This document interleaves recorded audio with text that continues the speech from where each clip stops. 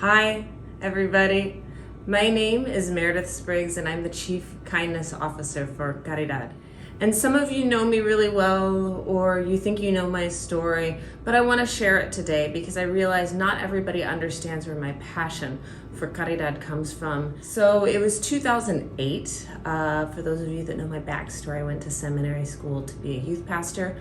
I was part-time youth pastoring at a church and working at Point Loma Nazarene University. And so in between, from my graduation from seminary and getting hired, I worked in nightlife because I couldn't get a job. So I started with event planning and it sort of built up from there. I'd also done television and print ads, so I'd done modeling. So I'd hidden all that and it all came to a head. I got confronted by cousins that said they were gonna bring it up that I was a prostitute and going back and forth to Las Vegas.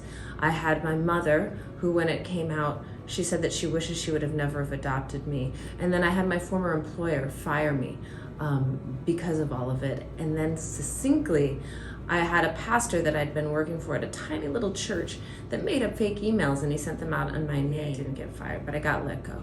And then my employer took me to court, Point Loma Nazarene, and took away my unemployment. So my wages were garnished. And it was when the market crashed in 2008. So I worked 2 part-time jobs, couldn't afford to live indoors, and ended up living out of my car. And I was alone, and it was almost Christmas.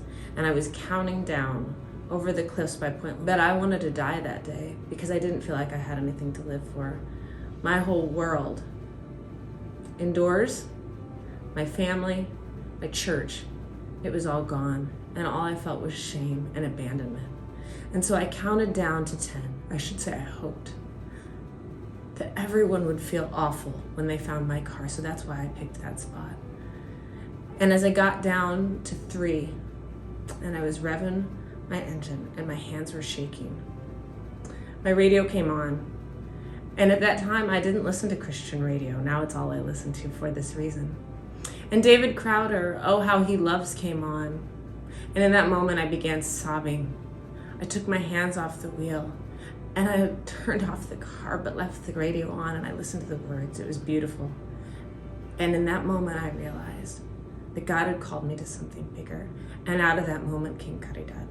And so that is why I have a passion to deliver the best customer service. That is why our slogan is humanizing the homeless, because I see my face in the homeless, because I was one of them. So when I'm asking you to donate, when I'm striving for perfection in customer service, when I'm pounding on tables in the boardrooms and you think I'm going hard because you've been an agency partner and I'm trying to do right by the clients, I want you all to understand where that passion is coming from. I've lived it. I almost died because of that homeless life and the abandonment feelings. And so I want to challenge you.